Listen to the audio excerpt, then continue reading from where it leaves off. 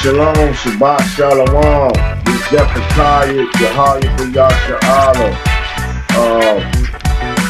Episode 3, Yahweh and Yahweh shall not divide it. All still in effect, baby. About to get it in.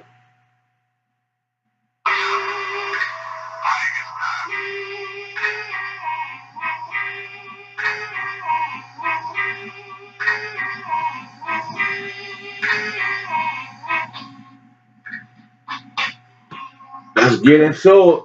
Alright, so these devils, all people trying to get these devils in the kingdom, man. Trying to, oh, God love everybody and all that. I just broke all that down in my John 3:16 class. Now we about to go to the so-called white man. He the Edomites, man. They the Edomites. So even if our people talking about, oh, and first books we going into, King James Version Bible,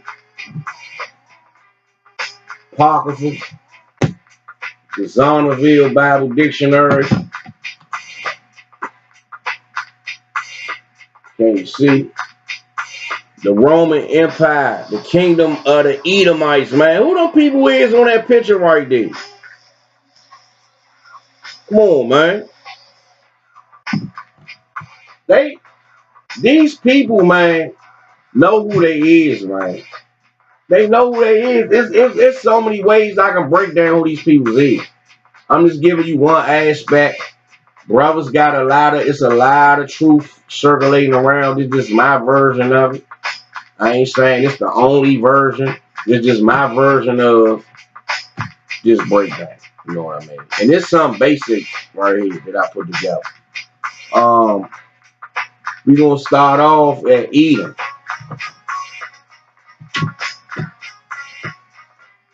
Because that's the main one our people be defending, is the so-called white man. Brothers too.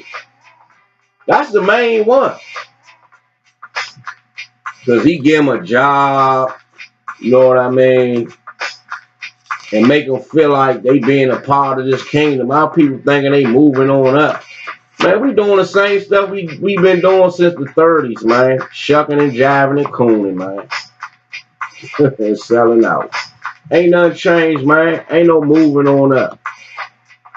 Only thing different is the technology a little better. You gotta and even then, it's how you look at it, even better. I don't know. Life might be better when it's simple, without cell phones and all that. So, just say we got different stuff. That's all. Different times. Let's go to Edom. It say, Edomites. Edomites red. Who the red man on the planet, man? The so-called white man.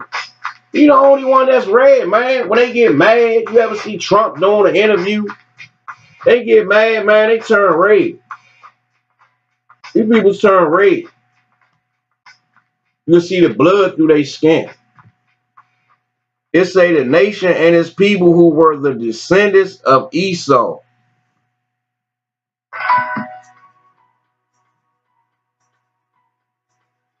I still ain't do that yet. It say who's the descendants of Esau. He founded the country, so his name is equated with Edom. The country was called Seir, or Mount Seir, which was the name of the territory in which the Edomites lived. Peoples come from the mountains, man. These cave dwellers, man, we follow. That's ruling over. The Most High put over. These cave dwellers, man. The country was called Seir, or Mount Seir, which was the name of the territory in which the Edomites lived.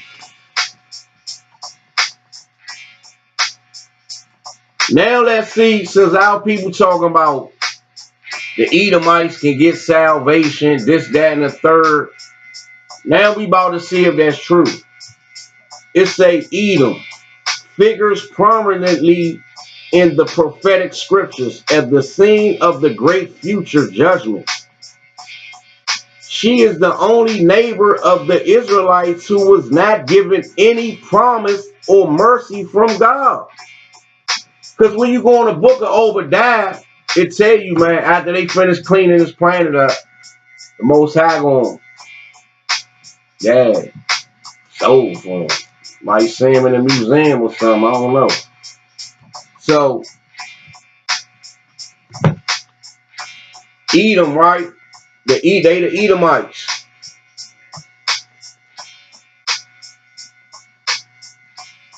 What that say?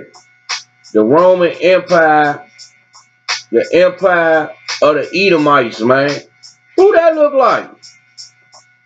Fake carrying the menorah and all that.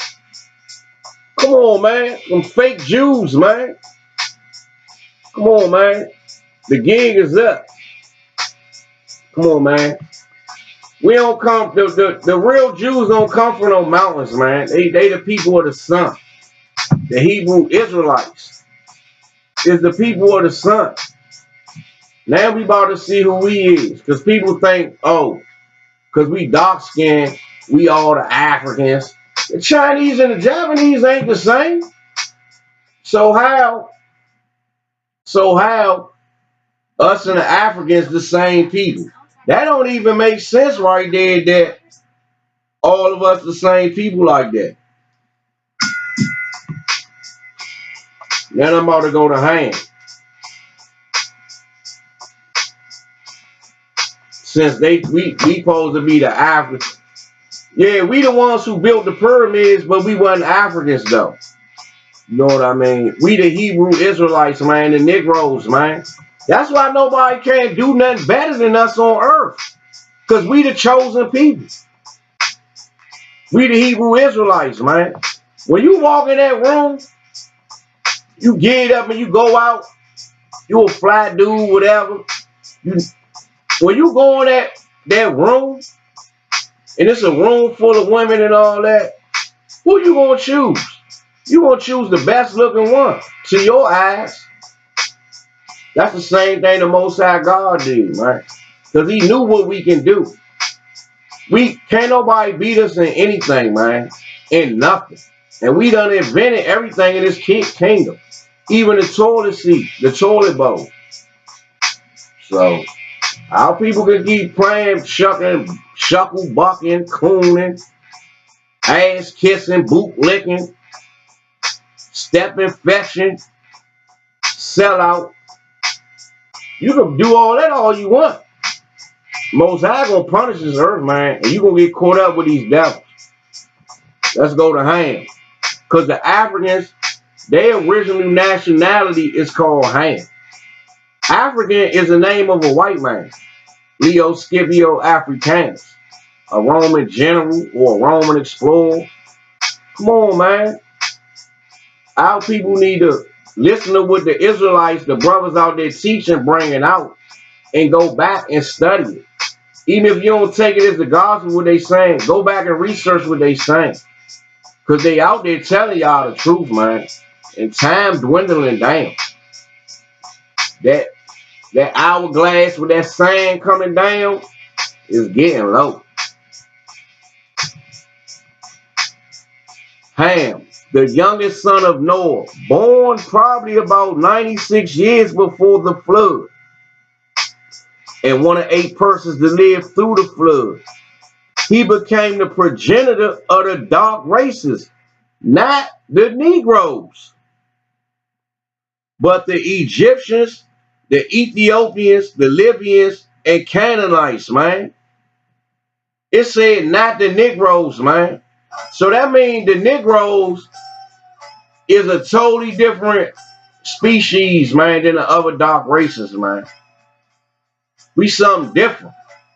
And the white scholars, the one who wrote this book, and they know. They know who he is, man. That's why they need us. That's why when we built Black Wall Street, they bombed that junk. So we'll be back needing them again. You know what I mean? Because we advanced so fast and caught up so fast and was doing so good, these devils got to hating. And they need us. So if we don't need them, we ain't gonna be really doing nothing for them like how they need us to be. Because I keep telling brothers, these devils is dumb, man. And Esau not smarter than me. I don't care how much money he got and what he got, his military and all that. Man, these devils is dumb, man. I ain't giving them no credit, man. Prove you get out the firmament and going into space, man. I'll kiss the ground you walk on. Prove you actually sending a probe to Mars. Prove your vaccines actually work. You can't. How in the hell they got satellites up there beaming the signal down? But when I'm over southeast down in the valley, the signal, I barely can get a signal. Barely can get a signal, man. Bars low. If the signal beaming down, you should keep a signal. So how is they beaming pictures back millions miles away, beaming it back? And the pictures coming back all, come on, man. People got to stop falling for this Ponzi scheme, man. NASA getting big tax money off this Ponzi scheme, man. Just like them fake Jews getting big money off their Ponzi scheme. Late night infomercials. They got a joint now where they begging for money for the people in Israel, showing them broke down and bummy and all that. But they got all the money, the fake Jews. Talking about send $25 for meals, for Passover and all that. They still eating off of that stuff. They still living off of that. Our people need to wake up, man. This Ponzi scheme been going on too long, man. With they signs, everything, man. It's a sad thing. But you know, we ain't want to keep the commandments. So we paying for it. We got cave animals ruling over us that got a kingdom that's all lies damn near, man. Yeah, they gonna give you be truthful about stupid shit, cough medicine and dumb stuff, man. They gotta be truthful about stuff they gonna know they gonna need. Oh man.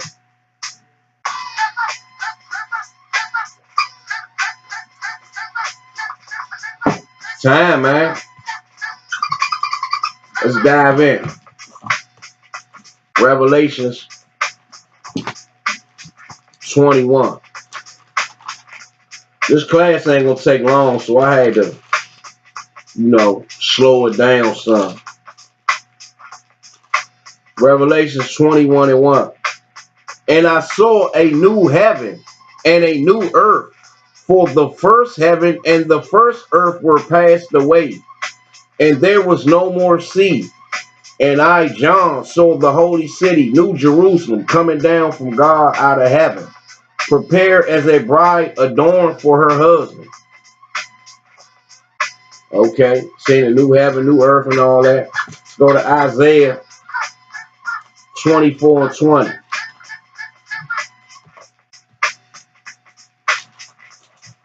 The book of Isaiah 24 and 20. The earth shall reel, the book Isaiah 24 and 20. The earth shall reel to and fro like a drunkard, and shall be removed like a cottage, and the transgression thereof shall be heavy upon it, and it shall fall and not rise again. Revelation 18 and 10. I did this class a while back. Revelation 18 and 10. Standing afar off, okay, it's talking about, I know why it's getting into that. Okay, so Revelation 21, 1 and 2 saying there's going to be a new heaven and a new earth, what John said he's saying. There's other precepts with John seeing some vicious stuff going down. Okay. So it's saying the earth gonna be real to and fro like a drunkard. How the earth gonna be real to and fro like a drunkard? Nuclear weapons, man. Nuclear weapons. That's how it's gonna be real to and fro like a drunkard, like it's stabbing, it's gonna wobble, it's gonna shake. You know what I mean? Revelations 18:10. Standing far off from the fear of her torment, saying, Alas, alas, that great city Babylon, that mighty city, for 1 hour is thy judgment come. All it's gonna take is 1 hour to destroy this junk, man. All them junks gonna hit this junk. Cause in order to set up a righteous kingdom that's gonna last forever, this wicked kingdom gotta fall down first. It ain't gonna magically fall down, because the so-called white man not gonna give his kingdom up. He not gonna give it up. The Most High setting them up to bring them down, so he can exalt himself and show you that he the God that made the heavens and the earth. You know what I mean? How he gonna show you he the God of the heavens and the earth if the white man just magically, just some kind of way, just lose this kingdom, and people don't get to witness the glory of Yahweh, man? It's gonna happen. You're gonna see the glory of Yahweh, man. Because these devils so wicked, people really thinking they man, the Most High gonna let them destroy his earth. All these animals going extinct, the water poison, the coral reefs that dying. You got birds dropping out the sky. Everything dying on the earth. Even our black ass. If we, you know what I mean? Chemtrails, GMOs. Oh man, this place is done, man. It's done. It ain't no, they be talking about if we do this now, we can reverse it. Ain't no reversal. This earth already set for destruction, man. So what the Most High gonna do? He gonna bring this rulership down, and he gonna set the Israelites back up. Because that's who he made the earth for, the Israelites. Everybody else is just extras. Like if this is a movie, the Israelites is the stars of the movie. And everybody else is extras in the movie. Let's go to, let's prove it. Revelations 13:9. I said he's going to bring his kingdom down. Book of Revelation, chapter 13, verse 9. If any man have an ear, let him hear. He that leadeth in the captivity shall go into captivity. He that killeth with the sword must be killed with the sword. Here's the patience and the faith of the saints. So, didn't them devils bring us in captivity? Didn't Columbus and them come over here and enslave the Native Americans, which was Negroes too, basically? You know what I mean? Didn't he do that? Yeah, it's a whoever leadeth in the captivity shall go into captivity. So that's why I said this kingdom not gonna magically just the white man just going like he lost his touch and he ain't got the power to be wicked no more. And nah, it say the earth must be given into the hands of the wicked. He ruling the whole earth right now, damn near basically. You know what I mean? But this scripture right here tell you the Most High gonna put their ass in chains. They building all these underground bunkers and all this stuff. They not gonna give this kingdom up. The Israelites gonna have to go dig all that stuff up when we get our new bodies and all that. When we come off them chariots, or I'm gonna say whoever make it to be one of the elect, you know what I mean? Whoever the elect is, when they get them new bodies, they coming off them chariots as fierce warriors like superheroes, man. And it ain't gonna be no comprehension for how they gonna be this, what type of power they gonna have. You know what I mean? Cause you going and change Esau and the other nations. Don't think you're getting away with anything, because you're not getting away with nothing. Let's go to Book of Psalms,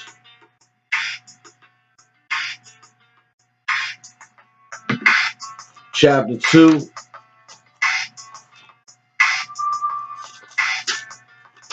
The Book of Psalms,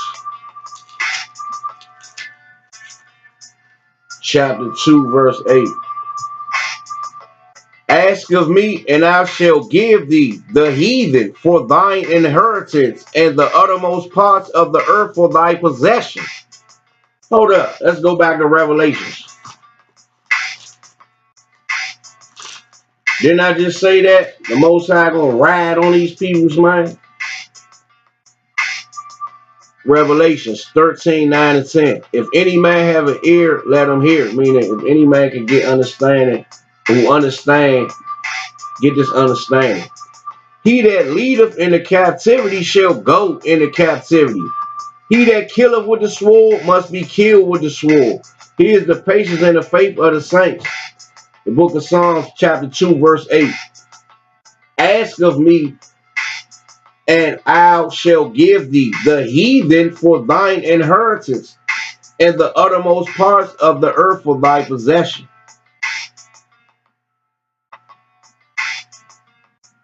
Hold up. Let me jump up to 7. I will declare the decree. The Lord have said. Hold on. Let's go up to 6. It say, yet have I set my king upon my holy hill of Zion. Talking about setting up Christ over the Israelites. I will declare the decree. The Lord have said unto me, thou art my son. This day I have begotten thee. Ask of me, and I shall give thee the heathen for thine inheritance, and the uttermost parts of the earth for thy possession. Thou shalt break them with a rod of iron. Thou shalt dash them in pieces like a potter's vessel. Be wise now, therefore, O ye kings, be instructed, ye judges of the earth. Man, we the real judges of this earth, man. We the real judges of this earth. Oh, nah, Judge Judy, she the real judge of this earth. O ye kings, be instructed, ye judges of the earth. Nah, Judge Joe Brown and who else? Judge Wapner from they the judges of this earth. Be wise now, therefore, O ye kings, be instructed, ye judges of the earth. Nah, the police and the FBI and the CIA, they the real judges of the earth.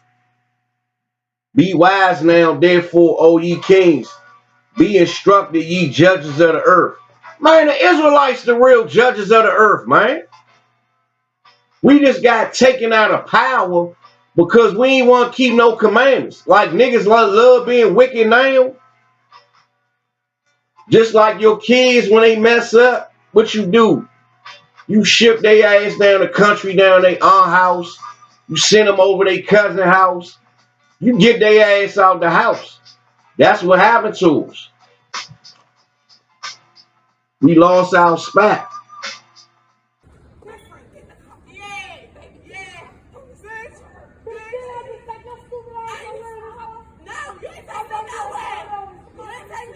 Curses, boy. Look how you treating your bitch. Look how you Curses. Look how you treating your bitch. Exactly.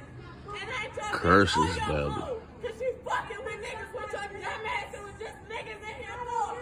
Stupid ass, I tracked you down. You look dumb, bitch. You look dumb, bitch. Dre not my cousin. I ain't never fucked my cousin. You mad because I wouldn't fuck your dirty ass.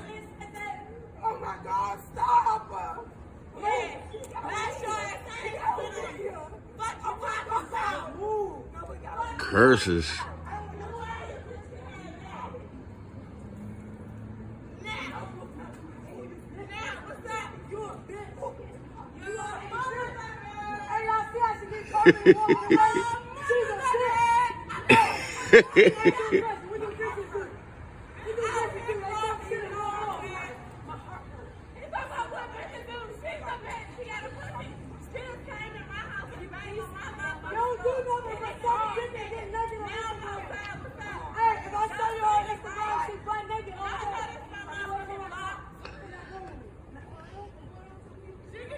Man, she said, you know this my motherfucking block. Curses.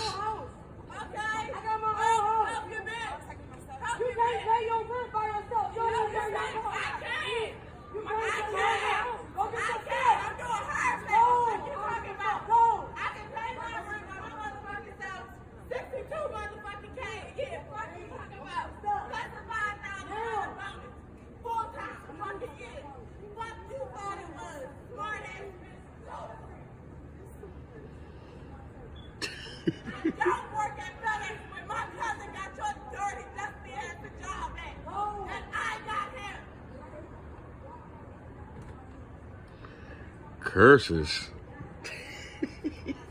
Curses. Curses heavy.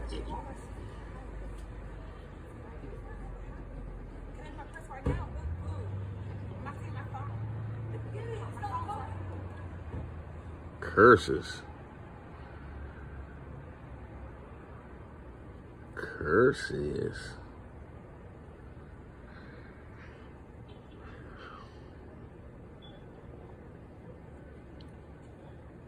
Curses.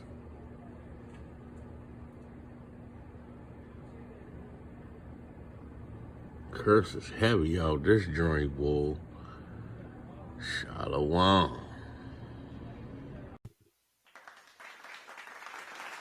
Welcome to Real Black Consciousness Forum Podcast. This is Big VJ checking in. Today's conversation, we're going to talk about an American creation.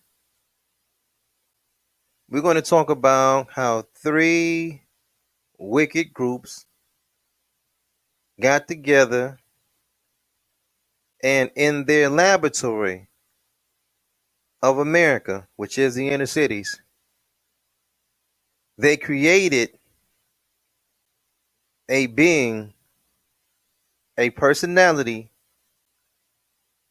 a mentality that never existed on the planet before, right?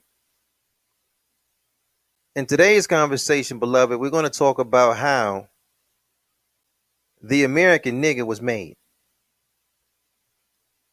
What was his purpose? What is the goal? What is the future? Not for Black Americans. Not for the American Negro in general. What is the future for the American nigga, right? And how do you properly maintain a good nigga, right? You know, beloved, I was listening to a comedian out of Philadelphia. His name is Michael Blackson. He was being interviewed, right? And during the interview, he started talking about the process of having more children. And Michael Blackson, even though he's from Philadelphia, he's from the Black continent originally, right? He's from Africa. So he was talking about having more children. And then he said, you know, I'm not interested in having any more children in America, right? Because he said there's something in the air. When kids are born in America, he was kind of like shaking his head in disgust. He was trying to look around and feel around to find the right words to say, right? But he was just like, I just can't do it. It's something in the air that makes these American kids, they're different, they're disobedient. He just kind of couldn't put his finger on it. And the interviewer kind of tried to help him along and say, well, look, you did all this to become an American. And he was just like, nah, you know, there's just something up with it's different than Africa. He started to make a comparison. He was like, the children that's born in the Americas and the ones that's born in Africa is different. They have more structure, more discipline, not only by their parents, but by the community in which they live in, right? And how many more kids do you plan on having? I'm not trying to have them, you know, but the way things are going on in America, I really don't know if I want kids in America. Well, you just became a citizen. Yeah, I mean, I want American kids, you know, American kids are just, it's just something in this air as soon as they come out the womb in the air, they just turn really bad. So what? So So you? I don't know what. But what do you mean by that? Like as far as American kids that they just turn out bad? Like Well, go through that. Explain that a little better because that sounds just like okay, you waited for 30 something years to become American, and now you're saying right. that you don't want American kids. I said where I'm from, we are disciplined from an early age, and not just your parent discipline you, just your whole environment. So kids coming from Africa definitely, they're raised differently. And beloved, the unfortunate thing about that comment is that, see, Mike was not able to live in the United States at a time where the nigga mentality wasn't perfected. See, he's walking around in this day, in this generation, right? But what Mike doesn't know is that the nigga mentality is less than 100 years old. The devils that got together, the three-headed monster, to make the nigga, they didn't fully get the final product like they wanted to until I want to say maybe the 70s and the 80s and 90s. But before then, they were still in that laboratory. They were still in the inner city, which is the nigga making manufacturing centers. And inside of the center, they still had our people in the projects to work on, to labor, to put together the instruments, the right environment, the right temperature, the right ingredients to make a good nigga, right? If you think about it, beloved, inner city culture, it's invisible, it's not real. There's no real thing as inner city culture. But if you kind of watch how it works, though, beloved, inner city culture and street culture is the same thing. It's not two different things, it's the same thing, right? And the street culture was invented by the three-headed monster. Mix, what we call the Irish, kikes or small hats, what we call the Jews, or Dagos and Guineas, Wops, and what we call the Italians. These are the three ethnicities that got together and they created the street culture. And they did it in the northern inner cities of America first. Newark, New York City, Cincinnati, Detroit, Chicago, Cleveland, St. Louis. Then it went all the way to the west. Sacramento, Los Angeles, Long Beach, Oakland, etc., etc., etc., right? If you look at the rules of old street culture, the rules of what they call gangster culture, it was one thing, right? Pretty basic. They call themselves wise guys and they didn't talk to police and they didn't believe in stealing from the family and they didn't believe in disrespecting one another and they kept their personal life personal. So you didn't fool around with a wise guy's wife. You didn't fool around with a wise guy's girlfriend. You didn't fool around with a wise guy's daughter. They just had like simple rules in their community of niggerdom because, beloved, the first niggas of America was indeed the Italians, the Irish, and the Jews, right? And again, this process all takes place in the inner city. And it was something called the underworld in which they got together and invented, right?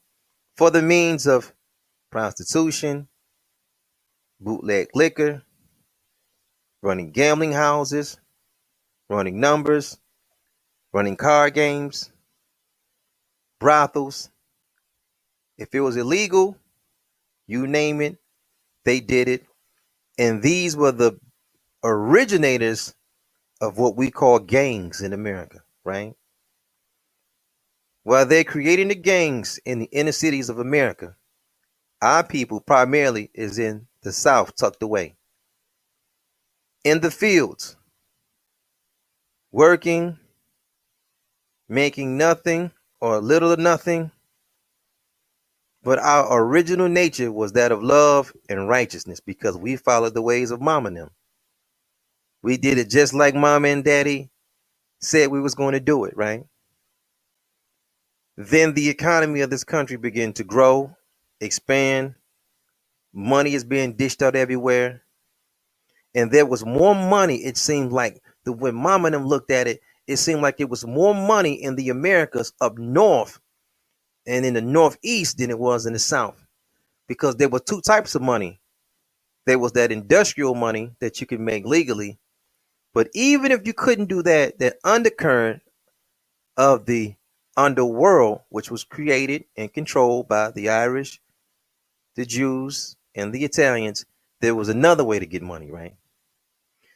But we seen opportunity. So mama and them told us to go from the South to the North to have a better life. So when our people began to leave the South and go into the North, we didn't know that the devil had a plan for us. You know, mama and them sent us up here so we can have a better life and, you know, we can prosper and we can become industrious and we had dreams and goals and ideas. We just didn't know that the three-headed devil had a plan for us. The mix, the kikes, and the guineas got together and said, let us make niggas after our image and after our likeness. When we got to Newark, we wasn't able to go right into the cities, many of us. When we got to Detroit and Chicago and Cleveland, we wasn't able to fully enjoy these cities when we got there. To go to the north side and the west side and the south side and the east side, many of us had a starting point. And that starting point was called housing units, right? But the devil, he didn't call them housing units. He called them projects, right? But the but the funny thing, beloved, we lived in the projects, but we didn't know that we indeed was the projects. And the projects was the starting point for many of us, which is actually a smaller laboratory in which the three-headed monster can come amongst us and create the nigga mentality. We didn't have it when we came from the South. We didn't have it. We learned this behavior in the housing projects. We learned the nigga mentality, right? If you kind of look at the behavior pattern of our people, we didn't pick up many of the stuff that we do and we call ourselves in love with until we come out of the housing projects.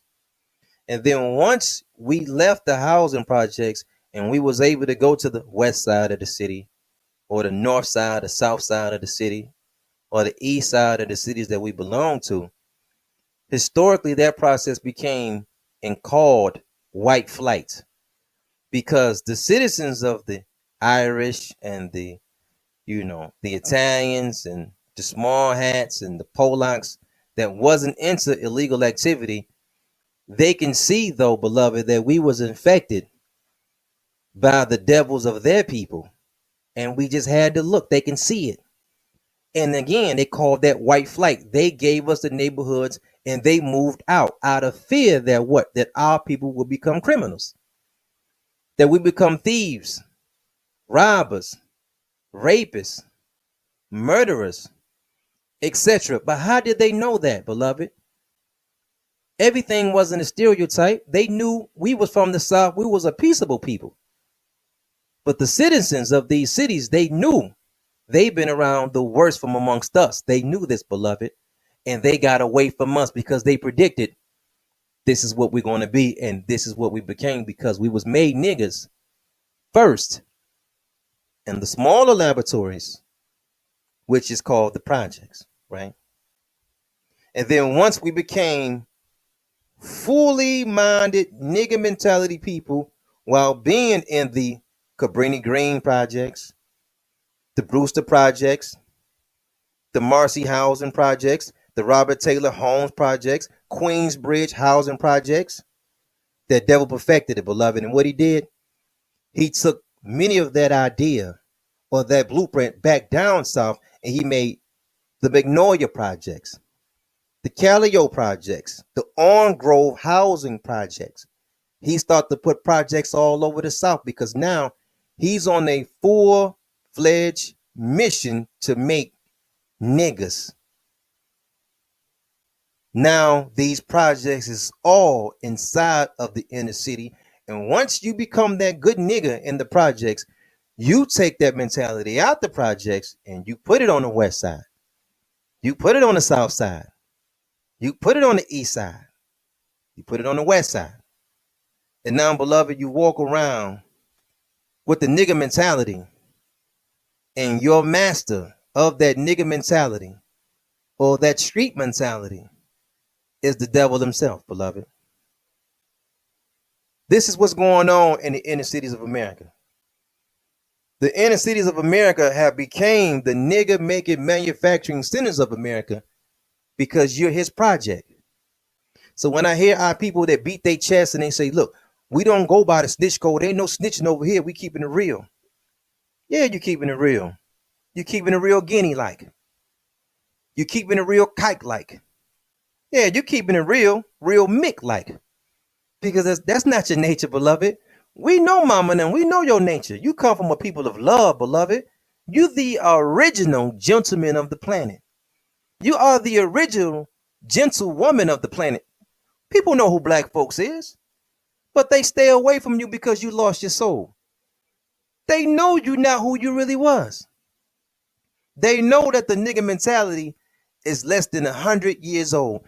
And in order to break that mentality, the nigga mentality that is, they know family unit breaks that code, breaks that spell, breaks that bond that you got with your master. Black man and black woman, you ain't no gangster. That ain't your nature. You got the guinea nature. That's his nature. That ain't your nature. That's what the mix do. That ain't what you do. You are loving people. But out of those, the three-headed monster, though, if we really had to talk and have some real talk, beloved, and I got to really sit you down and give you this G, that small hat is your biggest enemy. That's your biggest enemy because he got the television, right? So he got your eyes. He got the radio. So he got your ears. So he can perpetuate your image through the television and through the audio. And then he got you when you want to get right. See, he got you through religion because you got his religion. You don't have yours. You got his. That small hat, he go play that game a little different because he got you on both sides of the fence. All three of these devils really got you on both sides of the fence because they're your masters. When you hear a brother say he stick to the code, you got to ask him, black man and black woman, what code you stick? What code you stick to? Enlighten us. If we talking about he stick to the street code, he is identifying himself as he's the devil's lieutenant. He's the white man's lieutenant in person, in brown face. He got his ways, his nature, his thought patterns, and he's going to hold to this street code more than what you taught, more than what mama and them taught him in the South. Meaning he's going to be a bigger enemy to our people than anybody because he's going to uphold the street code. And the street code is nothing but steal, kill, and destroy. It's destruction. But he didn't learn this destruction on his own. He was taught that in the laboratory in the project housings of America. But again, beloved, we stayed in the project housing and we didn't know we was the project. And then once we fully got this nigga mentality, if you look around the wilderness of North America, the devil is going back to cover his tracks to these southern inner city projects, these Midwest, East Coast, and West Coast inner city projects. He's tearing the projects down now. He's trying to clear his tracks. The projects that used to be there 15, 20 years ago, he putting the bulldozer down. He don't need it no more. His work is, you're the nigga now. His whatever he set out to do, he's got it because he don't need the laboratory no more. The nigga making mentality is on autopilot. But who's keeping it on autopilot? The small hat. The small hat, because he's going to put it through. The small hat said, listen, instead of us building these buildings and having these units all over the place, I got a better way that we can teach these powerful people to be niggas. All I got to do is show them imagery on the television. Imagery through the music. Imagery through religion. See, that guy, he's different, beloved. You stand next to that guy, you think that guy's your friend. That guy's really not your friend. Because to him, you're the Hamite. And I can break that down, but maybe that's a different story for a different day. But we're going to keep it just going to be plain talk right now, beloved. This is how, beloved, check this out. We're talking about the inner city of America. Let's say inner cities, right? Inner cities of America, right? We're going to keep it plural. And again, on Real Black Consciousness Forum podcast, beloved, we say that the inner cities of America is the nigga making manufacturing centers of this country, right? Started up north, and then they started creating smaller laboratories in the south. They call them projects, but the projects was all over the country. But it's interesting how they, see, back in the day, when our people was in Los Angeles and they was calling themselves, what they still do, the Bloods and Crips thing. In order for somebody to be a Blood and Crip in the South, that means a few brothers had to really get and do some traveling, leave from Los Angeles, go to Georgia and teach some smaller groups of neighborhoods how to be Bloods and how to be Crips and all of this and all of that. That takes a little while to do that, right? But that small hat, he's slick. You ain't got to make that trip no more. He can just put it on the television and he can teach our people in Georgia and Tennessee because they got Crips and Bloods down in the South now. You got brothers thinking they moles down south. They moles, they vice lords, they folks up, folks down, and they got it just like you in Chicago, right? You would think, there's Crips in North Carolina. You're like, yo, Crips in North Carolina. How many niggas from LA came out here and really taught y'all something? No, they didn't have to go out there and teach them nothing because the small hat runs the video. He can put it on television and put it out. The small hat runs the hip hop industry.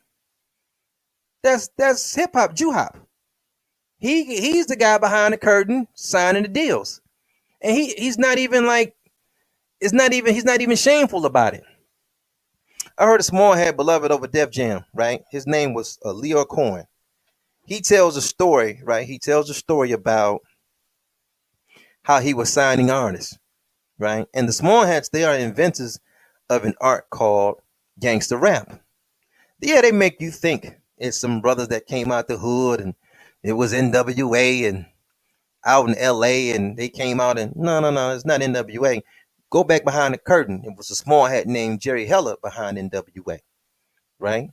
When Master P was coming out of the South and he went to the West Coast and he coming out and he made all these songs about being a real nigga and all this and all that. You look behind the curtain and you see who owns Priority Records.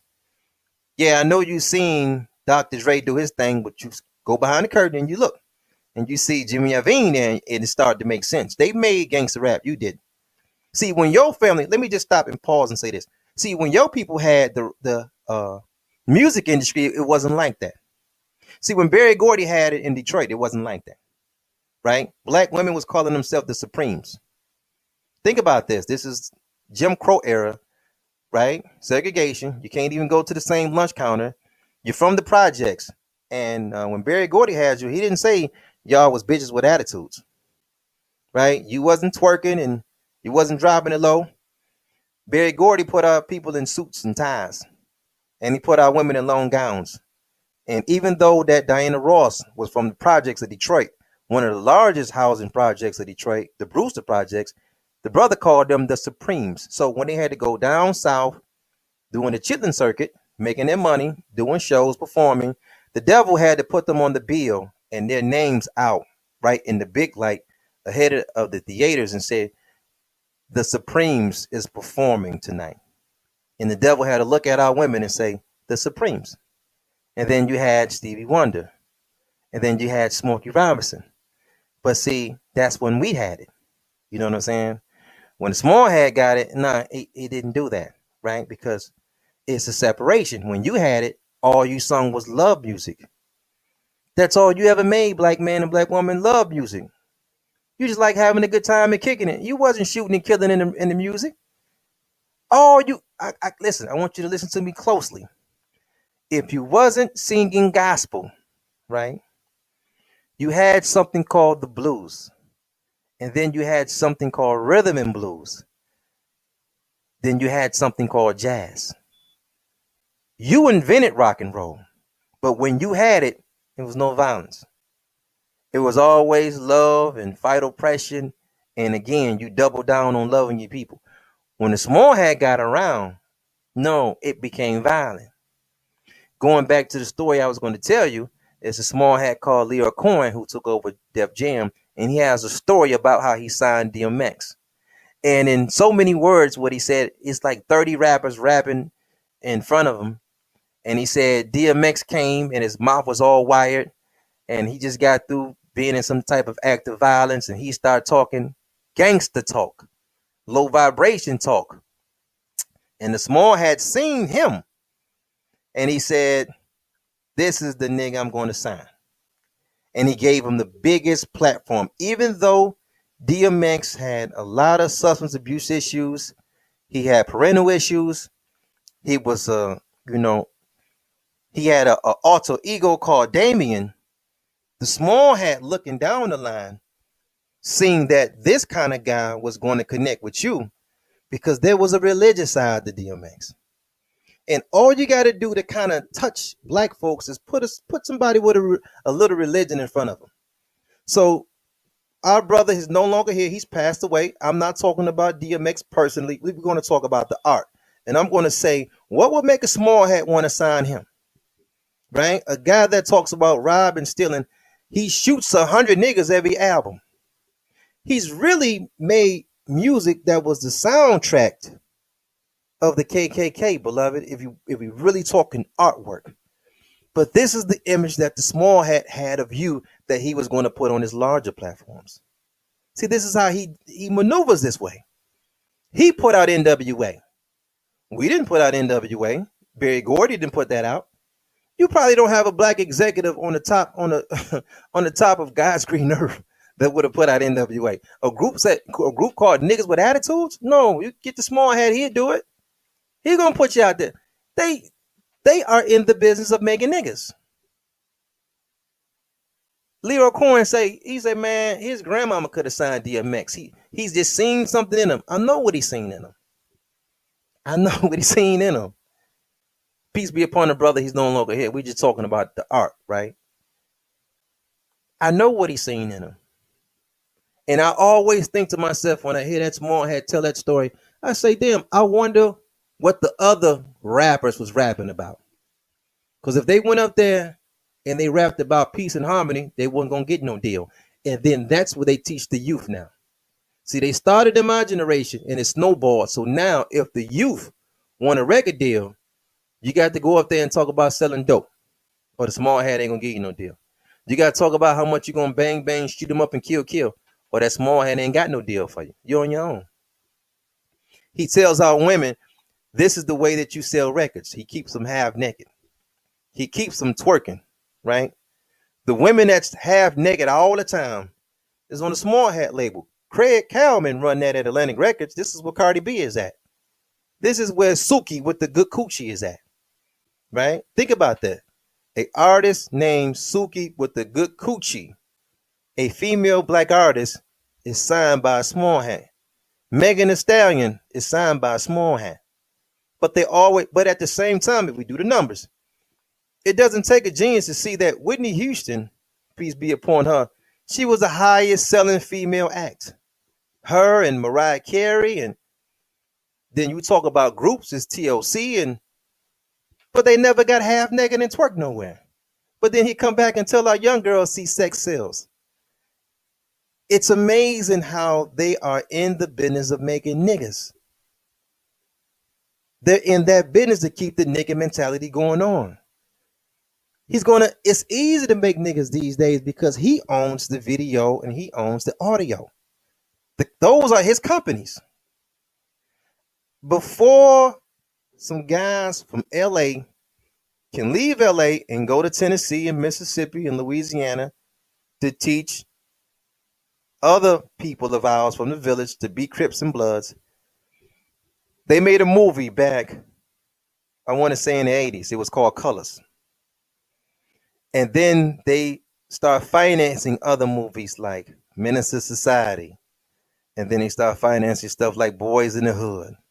And all these movies, where you have the image of the young black male, the shoot 'em up bang bang male.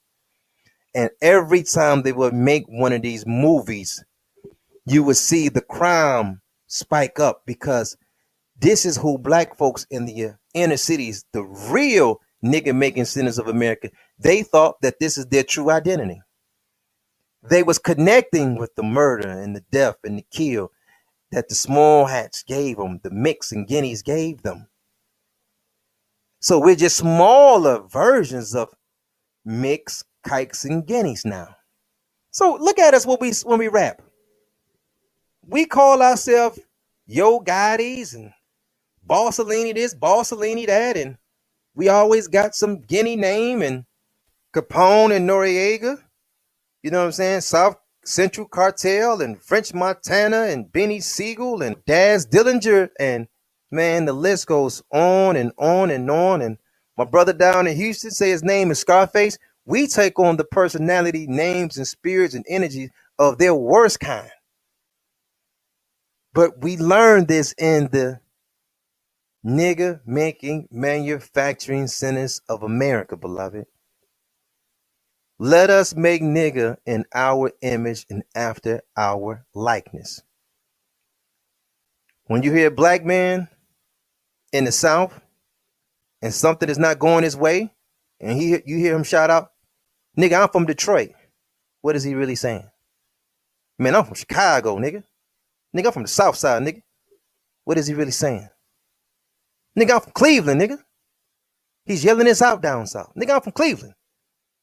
He's saying, beloved, I'm from one of the premier nigga making manufacturing centers of America. I'm violent. I kill in the drop of a hat. I don't play that shit. I kill niggas, man. I'm a nigga that's trained to kill other niggas, man. Don't you see it? I'm from one of the best centers. Goddamn, them Guineas trained me up good. Boy, them kikes got to be ready for y'all, man. Don't play with me over here. Beloved, that's what he's saying. And I come as your brother and I say this, brother, listen to me, man. Hey, you got to stay away from niggas in the inner city. You got to avoid them like the plague. 16 to 29, they're violent. They full of poison. The three demons got their soul. They got that mixed spirit, man. You can't help them. Man, they got that kike spirit, man. You can't help him. Look at him. He thinks he's a guinea. He got that guinea spirit, beloved. You can't help him. He's a nigga now. How do you break the nigga mentality? How do you break the nigga spirit? Easy. You give him a family, man. Because that was the whole reason the projects was invented, to destroy the family. And all you got to do is take what the devil did to you and do it in reverse. That's what you got in the projects. Hey, man, the mama can... Check this out. I don't know if you guys know this. Back in the day, when you got the Cabrini Green and you got to the Brewster, you can have your husband and wife there. You can have a whole family. They made Good Times. It was an old show back in the day. Y'all guys may be young. There was a show called Good Times. They actually made that show in the Cabrini Green housing projects in Chicago. I've been there, right? I've been to that spot. Yo, check this out. When the plan wasn't working fast enough, they came back and they changed the laws around. And they said, you know what? You can't have your the man can't be there. Only the woman and kids can be there. Because what they was trying to do is get the right formula and ingredients and temperature to make that nigga mentality. See, they're scientists. They're just working on our people to get us just where they want us. So that was one of the ingredients. No father in the home. Working on our people in the north. They went down south and began to build housing projects. That's why the housing projects in the south is not older than the ones up north. The ones up north is old. They already ran down, dilapidated, they finna fall over. But the ones down south is like they didn't start building them to the 70s. They didn't start building it to the 80s. They're fairly new housing projects. And to control the image, they played both sides, because once they taught you the street culture, you left the projects, you went to the inner city, those three devils jumped on the other side and played law enforcement. When you see the Irish, you see the police department. When you see the Italian, you see the fire department. When you see the small hat, you see the very image of the judicial system. He runs all that. He's the guy that got to finance everything. He's going to always put the money up for something, right? And then they play both sides. So what they do is they create the street laws on one side, and then they play the law enforcement on the other side, and they keep you in the middle, right? And they use their leverage to control the nigga mentality because they invented it. So they know how to make it work, how to make a play on it, how to change it up. You know what I'm saying? How to add a new rule, how to take a new rule. I'm gonna tell you guys something that's interesting, right? I can so-called be in the street. You can so-called be in the street. Once you become a street nigga, see, that's his world. He controls that world. The three devils control that world. He don't belong to us no more. If a guy from the village is telling you and I that he's a street dude, that means he does not belong to us. He's controlled by the three devils and money, right? But this is how that works. Once you get in the street world, the devil can kill you off at any moment because that's his world, right? So much so that there can be two niggas and they can be friends for 30 years and then they can get in some trouble, right?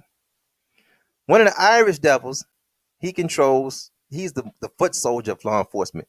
But the small hat, he's in the back. He's the judges and he's the judges, he's the lawyers. He played a high role of the judicial system, right? Dig that. They created something called paperwork. And paperwork is saying, even though Peanut and Laquan been tight for 30 years, the Mick can pull Peanut in one room and then go to Laquan and say, look, I got a statement and Peanut is snitching on you and that will put the distrust between the two. But it works because it's their system. See, the street rules and all the street rules of America is controlled by what they call paperwork. Because, see, they playing both sides. The devils is playing both sides. On one side, they create the rule that nobody can snitch. And then the other rule, they create paperwork and say, see, he did snitch. But they can put that paperwork on anybody they get ready to, because we're not going to do our due diligence and see if it's real or not. We just stuck in the middle. We don't really know. But you don't have your own brain. You're a nigga. Your brain belongs to him. See, that's what happened. When you sign up on a data line to be one of his, go in any of his armies, Air Force, you know what I'm saying, Marines, Navy, or the nigga mentality, military-minded niggas out here, the streets is ran by him. Paperwork that he makes controls your life. That's why it's so important if you're a rat or not. But who made the rule about no ratting? He did. But who made the rule that you are a rat? He did. Everything goes to him. The only way you can break this spirit is the family unit, because he makes money off our dysfunction.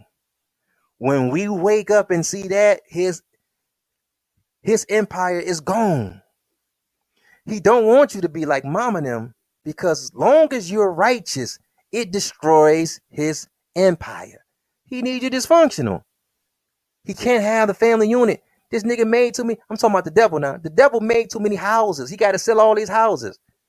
He got to sell them to you because you don't have a family unit. That means you got to buy one of his houses.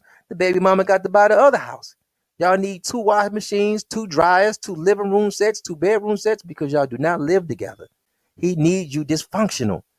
If you start to marry, you start to consolidate his economy. You're going to dry up all the money.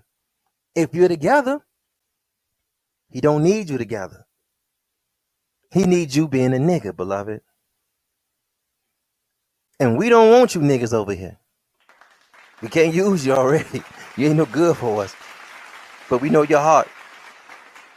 We know you can be reformed. When you come on Real Black Consciousness Forum podcast and we start talking about marriage, that is a revolutionary act, beloved. Yeah, I know some of y'all want to get up here and talk about history and, you want your reparations check. The brother from California, right? Tariq Nasheed, he got all our people talking about reparations check, right? And I like Tariq. He don't say nothing about them Jews, though. He make movies. He in bed with the small hat. The kike is his best friend over there. He talk about white supremacy all the time. He gonna keep talking about white supremacy because it's kind of like that's the politically correct word. No, it's not white supremacy. You say nigga, right? Well, you gonna have to say kike too. Say small hat too. Yeah, don't say Irish. Say Mick. You know what I'm saying? Don't give all these other folks all this kind of respect, and then you get to your people, you just boss up. Oh man, these niggas need to. No, these niggas need to get their shit together. These wops and guineas need to get their shit together too. Keep it 100, right? But maybe that's a different story for a different day. A lot of our organizations that's so-called black, small hand got it anyway, beloved. They funded everything. They funded all. They play both. They play both sides of the fence. But once you start becoming married, they can't play that fence no more because you're unified. You're unified, beloved. And we want our people to become married so we can have a stronger tribe, which will make a stronger community, in which we can get out of the games and dupes of the devil in the city,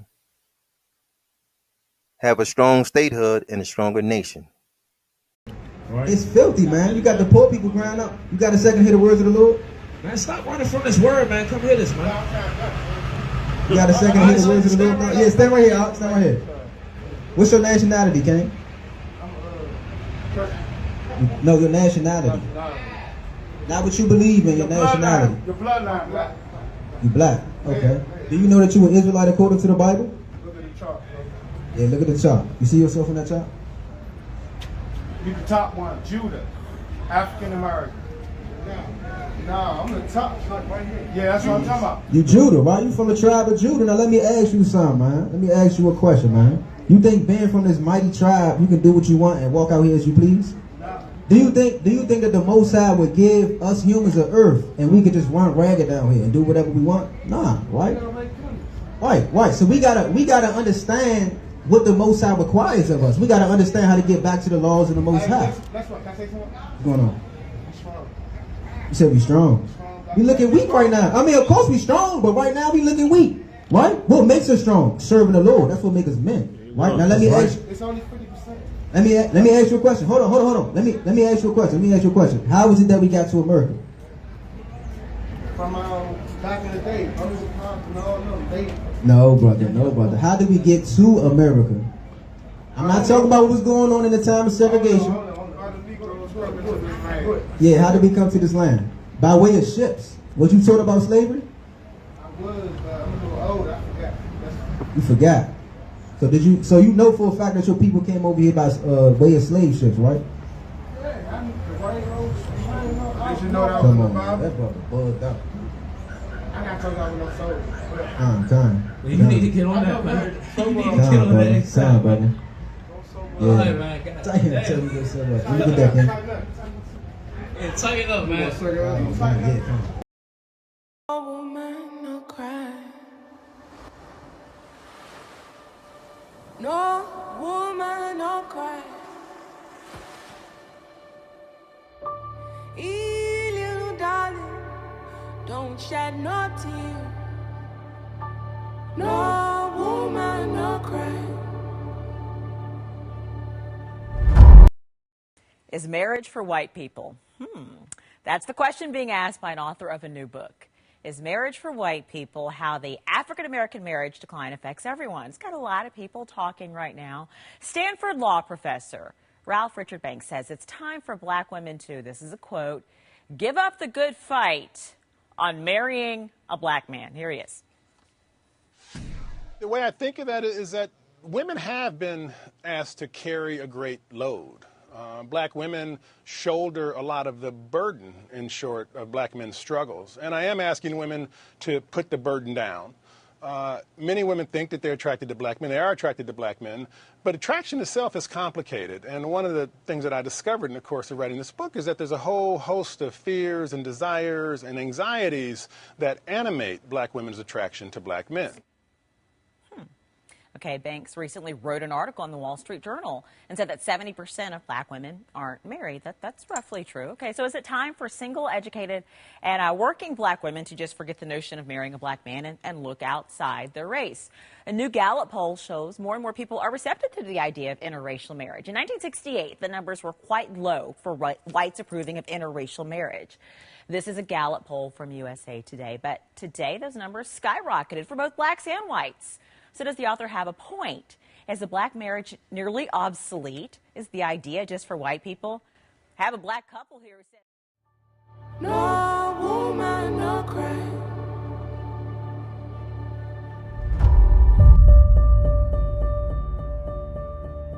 In that last video, I had a lot to say about the war against men. Because it's such a huge issue, it was impossible to be as in-depth as needed in one video. I mean, that video by itself was too long. But in that video, as I was speaking to men as a whole, there actually needs to be some direct targeting and a message like this. Now listen, it is absolutely true that there is a war against men. Masculinity is in a great decline all across the board, regardless of race, nation, or creed. This goes without saying, and that's why the first video was very general. But in regards to this war against men, there is a group that has historically taken the most damage and has been attacked the most directly. There has been an all-out assault against the black men, especially in America. It has been an unspoken war that has been waged against us for many generations. And as a black man myself, it is something I cannot leave unchecked. Now, as I said in that last video, now, if you haven't watched that video, please watch that first before you watch this, because some things I say here is based on assuming the foundation was already laid from that first video. But again, in that first video, I spoke about these two latest movies that have come out. Women Warriors, proving they are just as strong as men or even stronger. We have Black Panther 2, where the trailer just showed women.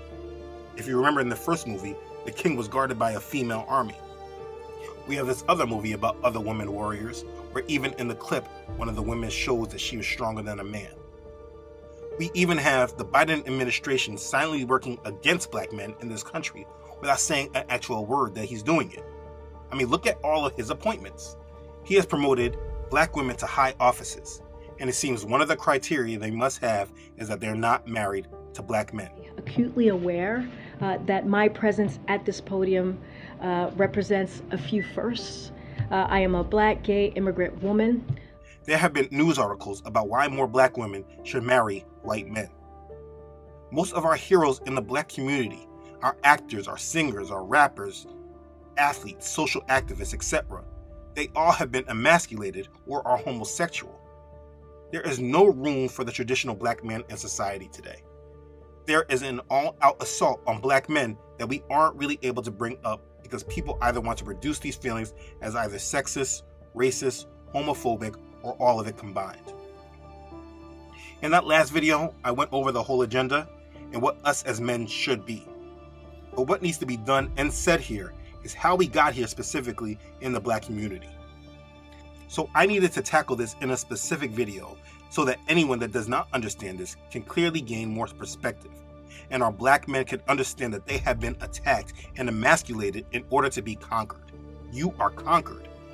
Every aspect of our current black culture in America has been designed and created to present the world with a subdued black man, and it is very necessary that at this point you understand this. So we're going to talk about it. Let's begin. So let's go back in time so we can better understand where we are today. After slavery was abolished, blacks in America tried to establish lives for themselves. The period of the Great Migration was one of the largest movements of people in the United States history. Approximately 6 million black people moved from the American South to northern, midwestern, and western states roughly from 1910s until the 1970s. To escape racial violence and pursue economic and educational opportunities, black Southerners began to migrate all over the country. The first Great Migration in 1910 to 1940 had black Southerners relocate to northern and midwestern cities, including New York, Chicago, Detroit, and Pittsburgh. Now, what's important to understand is that during these times, the black family was statistically strong. The men brought their families around the country, seeking opportunities for themselves so they can support their families. Though they dealt with a great deal of racism and oppression, those that had families held those families intact. According to the United States Census Bureau data, in 1910, black children raised in two-parent households was at 72.5%, and only 13% were raised by mothers only. For contrast, white children raised in two-parent households was almost at 90%, and only 5% of the households were raised by single mothers. There's an obvious gap there, I know, but not as big as the gap that we'll see. If you follow these statistics through time, through the Great Depression and the first Great Migration, the percentages still held up. We are talking about 30 years of strong families raised by both parents, both mom and dad, in the home. So for me, we're going back about 3 generations to my great-grandparents, and for the most part, the black homes and families were still intact. Now, this is where I want you to pay attention. In the 1960s, right before the Civil Rights Act, the percentages started to shift. The homes of black children raised by both parents dropped by 5% to 67.7%, and black children raised by single mothers raised 5% to 18.2%. Now, in white households in the 1960s, their families got stronger. The two-parent household was now above 91%, and still only 5% of households were raised by a single mother. We will go over why, but just stay with these statistics, because over the next 20 years, we will see the biggest shift in the black family. In the 1980s, during the biggest point of inflation in the United States, when we had a major recession, the black family collapsed. The homes of black children raised by both parents dropped by 20% to 47.1%, and black children raised by single mothers raised almost 20% to 37.3%. Now, to gain more understanding and understand that these trends were based on factors outside of the family, particularly economics, just understand that the strong white families also saw a decline. Their two-parent household declined 7% to 84%, and the percentage of households raised by single mothers grew by 6% to 11.7%. So, I gave you a lot of numbers, but the picture needed to be painted for you. By the 1980s, the homes in the black community that had single mothers raising them represented almost 40% of the community. In 20 years, 20% of black men were removed from the black households. Now, let me ask you, do you really think it was solely because our parents and grandparents were deadbeats? No, they were attacked. The system that this country was built upon was created to assimilate black people in the country while making sure that black men never gained ground or dominance. The Great Migration was used to assimilate black people around the country, promising opportunities and providing them. By the mid-1960s, half of all blacks had moved into the middle class. But by this time, that progress seemed to be stalling. The rise in black income relative to that of whites was steady throughout the 50s. But after the Civil Rights Act, this relativity was halting fast.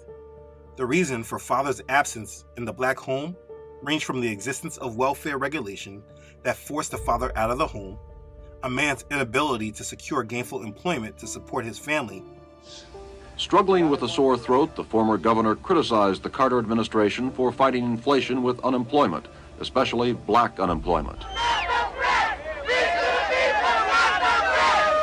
What are you trying to do for us? I'm trying to tell you. I can't do it. If you tell us what you can I am trying to tell you that I know now there is no program or promise that a president can make that the federal government can come in and wave a wand and do this. There was tensions in the male-female relationship as feminism began to rise, and the fact that a majority of black children were beginning to be born out of wedlock.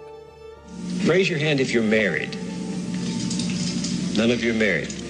Raise your hand if you would like to be married to your baby's father. One. The rest of you who don't plan to get married, why don't you plan to get married? I'd like to know that. You already have your child to think about, and then a whole family to care for. You know, it's a lot of responsibility, and then you don't want the commitments. I wouldn't want no man holding me down because I think I can make it as a single parent. But don't you think you might need help in raising that baby from a man? Not really. I didn't have a father. My father wasn't in the home, so, you know, it really, male figures are not substantially important in the family. Now that last factor was one of the biggest challenges for black men. In a world that was crippling him, the young black man wanted to prove his manhood by creating a child.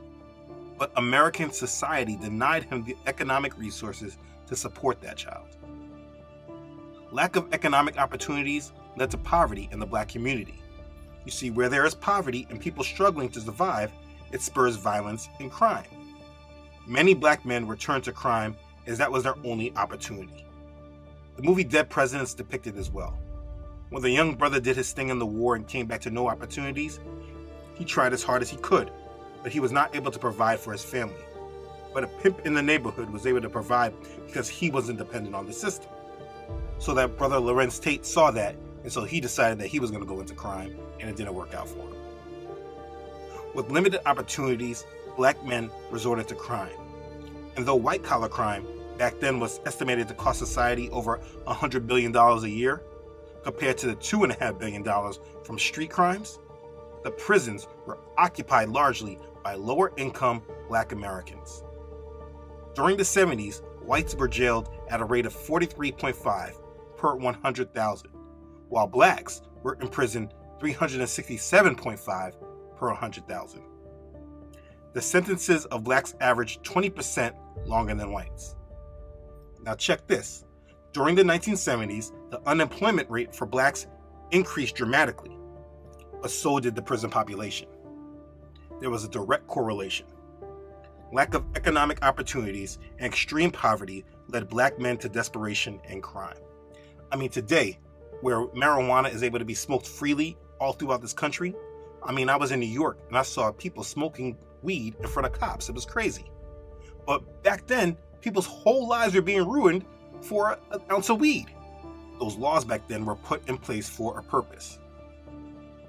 Of all new employees entering the private industry between 1974 and 1977, 53% were white women, 26% were white men, 5% were black women, and black men experienced no net gain in their numbers, which is why they needed laws like affirmative action. I really can go in deep with all those statistics during that period. I'm just really trying to paint a picture. What happened to the black man in America was not more about the lack of desire of the black man or his laziness, but lack of opportunities and them trying to find a place in a society that did not want them. The system was not created for black men, and at no time did it ever want to see the thriving of black men unless it filled the stereotypes that it desired. Not to mention that if they were in poverty and sought after welfare, the welfare programs would not assist women who had men in the house. These were called man-in-the-house rules, and they sought to enforce social norms about who was morally deserving of welfare. That's how they say it. We will tighten welfare and give more attention to outside sources of income when determining the amount of welfare an individual is allowed. Mom, the social worker's here.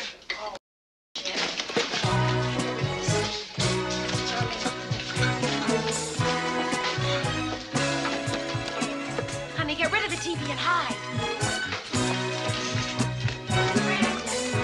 Specifically, the rules prevented adult males from residing with mothers and children who received assistance.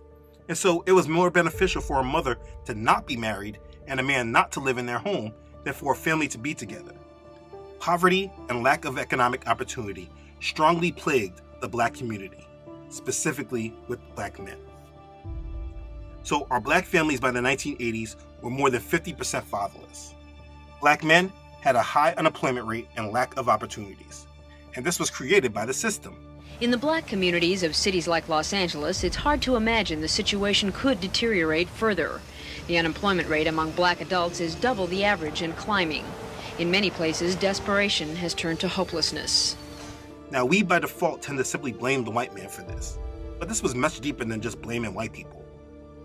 Who we were before our ancestors were taken as slaves has been hidden from us, and the hatred and oppression that we went through was told to be solely for the color of our skin. But you must understand it was much deeper than that.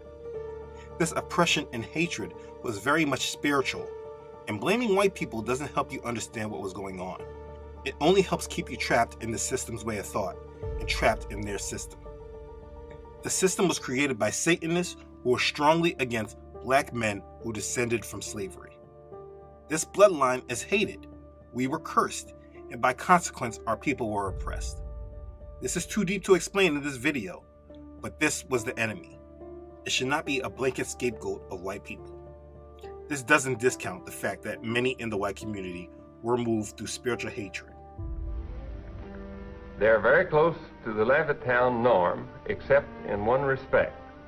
William Myers, Jr. and his family are Negroes in an all-white community. But the whole trouble with this integration business is that in the end, it probably will end up with mixing socially. And you will have, well, I think their aim is mixed marriages and becoming equal with the whites. We have our home here, and if the colored move in and run real estate values down, there are a lot of us, the GIs particularly, who are going to be more or less stuck with their homes. The point I'm making is black men were products of their environments and were being emasculated. And they were no longer taking responsibility in dealing with the circumstances, but they became victims of their circumstances. And when men tried to create something outside of the system, this was quickly squashed and suppressed. It was very difficult for the black man during these times, and we cannot point fingers at them. These were highly oppressive and deceptive times. So let's keep going. Now we're in the 80s. And the system is still the enemy. But you know what happened? The system already knew what they were doing, and they decided now they could really recreate the black man. There was no real influence in the black community, in the black homes, and our real heroes were corrupted, whether they were in the church, abandoning the Bible, preaching a social gospel, whether they were in the streets pushing drugs, being paid to destroy their communities from within, where they were already controlled through organizations like Prince Hall Freemasonry and the Black Boule. The government placed guns and crack in our communities and allowed our communities to severely decline. Then from the rise of mass media, the system went into our neighborhoods and picked our enemies and made them our heroes. The birth of gangster rap and hip-hop culture began, and this was something that we really felt like it was our own. But because we didn't understand the system, we didn't know that these heroes that were being presented to us were just tools of the same system that we were against. They used our own people as a Trojan horse to overcome us. Black culture became hip-hop culture, and it created a sense of immaturity in our black men that we have yet to overcome.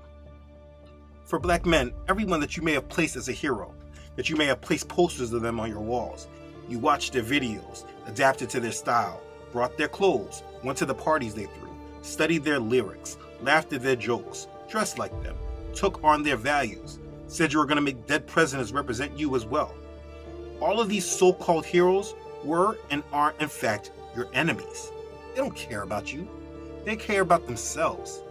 The reason why they were so easily recruited is because they were already proven to not care.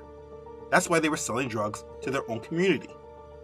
The same way they could sell crack in their own community, destroying our mothers and fathers, sisters and brothers, and they felt no way about it, is the same way they feel no way about becoming a famous celebrity, paying millions by destroying their communities through the promotion of debauchery and filth. And guess what? We all ate it up. They were being made rich to destroy our communities from within, and we were cheering it on. Our fathers were no longer in the home, and these men became our role models. It was a geniusly executed sinister plan against us. And most of us men, still in our 40s, still can't shake it off from us. And to add to this, they emasculated these men and made them do ritual homosexual acts. This is a rite of passage in order to be in the system. It's why we have seen all of our prominent men in dresses. I really want to address what's going on. These black men who we made our role models and heroes are complete sellouts, and they damage you and I as black men, and it is our responsibility to protect the next generation. But we have not, and this younger generation is even worse than before. So now we have guys like Little Ngaz X giving Satan a lap dance, or Russell Westbrook coming out with a clothing line wearing a dress. It's too much to mention. Black men in America have been conquered, and it's time that you hear it and understand it. You have been overcome and demasculated to a point where our sons no longer know what a man is any longer, and they are completely soft. The women are right now stronger than the men, which is why you are seeing movies about women warriors. The same system you thought you were rebelling against in hip-hop with NWA promoting aggression against the police, this same system that you thought you were rebelling against actually conquered you. And you celebrate the sellouts who they used. Yes, there is an agenda about emasculation. But it is us specifically as black men that this agenda has been targeted at the most, because it was our strength that they could not deal with. So understand what they did, and I will skim through it again briefly. After they gave us an illusion of freedom, they lured us into this system, gave us jobs and allowed us to get educations, promoted some of their controlled bourgeois Negroes, and placed them as our goals to ascend to. After that program set in our minds, they took away all those same opportunities. They promoted agendas that removed the black men out of the homes, allowing their school system and their entertainment to program and raise up our next generation. They then destroyed the communities from within by planting drugs and guns directly in our communities, and they marked our streets by placing Martin Luther King Jr. Boulevard in every city, not as a memorial for us, but as a marker for them to know where they are attacking specifically, and so that others know that this is a black neighborhood. I mean, I can go to any city in America, and if I want to find the hood, all I need to do is find the MLK Boulevards. That wasn't by accident. They set up laws that imprisoned more of our men and left the next generation fatherless and angry. They filled that void with homosexual sellouts who promoted a lifestyle and mentality that destroyed us from within, removing our values completely, having us disrespect our women. Pretty much everything that would have been right for us, they promoted the complete opposite, and made these men our heroes and the leaders of our society. And we're still celebrating them today, talking about their money and giving them props and all that other garbage. Now we're totally controlled and manipulated, and we have raised up a next generation of black men that doesn't even know what a black man should look like or be like. We now have men that are submissive to their women and do not lead their homes. Men that are scared to combat evil because they're scared of losing their fake black card. And what we see now is either women or gay black men taking our leadership roles. This is all an agenda that has been used against us, because while they diffused us and made sure we are not a threat to them, they have been provoking and manipulating us to use our energy to bring about the change they desire in this world. Black people in America have an extremely high influence on culture and trends and social justice, but they are just echoing the voice of their puppet masters. And this has started because you, Mr. Black Man, have been neutralized. You have been conquered. You have been so imprisoned that you believe that the only answer is actually the biggest weapon used against us. Yahushua the Messiah is your only answer, and you reject him. Let me tell you why I made this video. The times ahead that are coming are about to be really bad. And every one of you that are under this mind control are going to be dragged into chaos, and your families will be victims just by consequence. If you do not wake up and understand who you are, why we were oppressed, and what our only answer is, you're going to fall. You must break generational curses that the men in your family have been plagued with and defeated by. You must do it. Don't worry about your dad or the other weak men around you.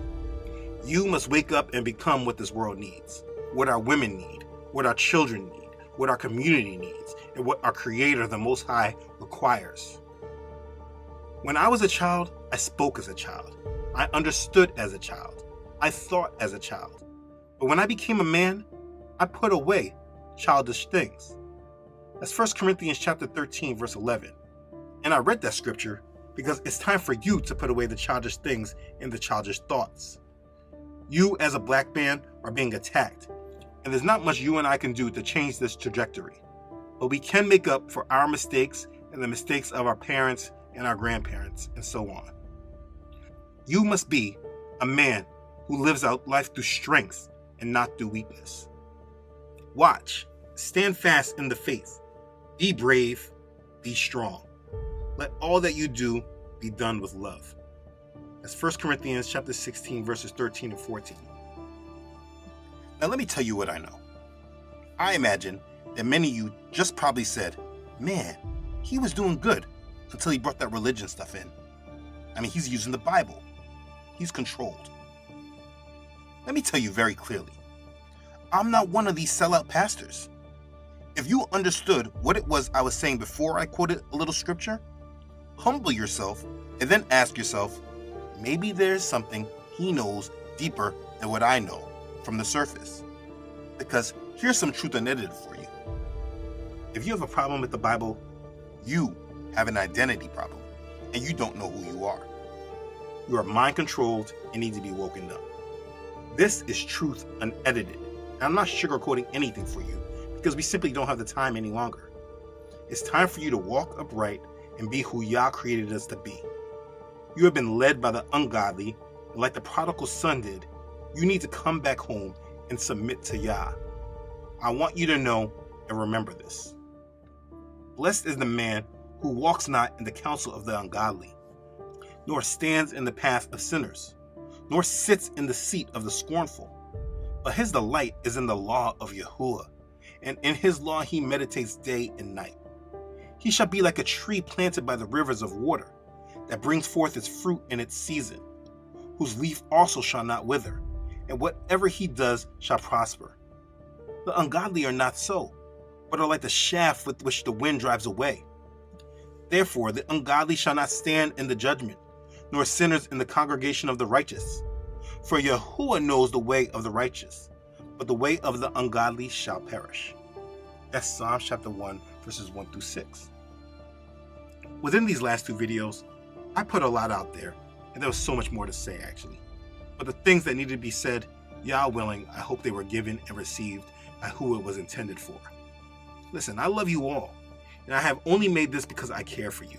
I care for your family, and I care for our community. I cannot watch any more of this provocation against us and not speak up on it. These movies really provoked me.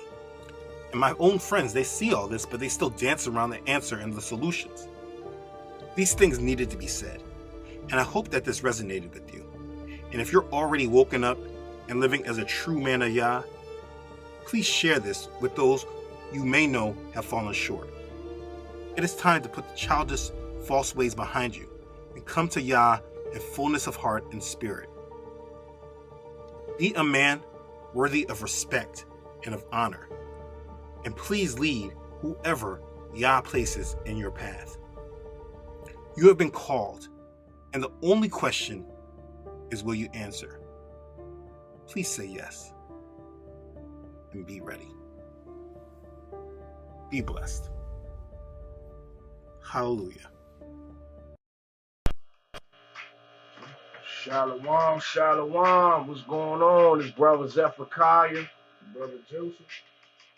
Another lesson. SLT, School of Truth, servants in the house of the Lord, together in God's eternal righteousness. Sith Lord Tiger. So, what's the lesson? Christ brought a spiritual aspect to the law. You just going by the law of Moses, you're not going to do nothing. You're not going to use that spiritual discernment. I run out of gas. I'm not getting no gas. It's 20 below. I'm just gonna freeze in the car. Can't even turn no heat on or nothing. It's the Sabbath. I can't spend no money. I got caught up late at work. The sun went down. I ain't going to get no food. We just gonna have to starve through the Sabbath. The babies too. We just gonna have to starve, cause do that make sense? Somebody broke their leg. You gotta take them to the hospital. Nah, I can't take you. It's the Sabbath. Can't get nobody to do no business with nobody on the Sabbath. On the Sabbath, you ain't supposed to even get nobody to do no work for you. No business. That's doing business if I gotta take you to the hospital and them people's gotta do some work. Nah, I can't take you. It's the Sabbath. You just gonna have to hold your leg together until tomorrow. You know what I mean? You just gonna have to scream the heart. I give you a few aspirins. I hope that hurt. Your bone hanging out your leg.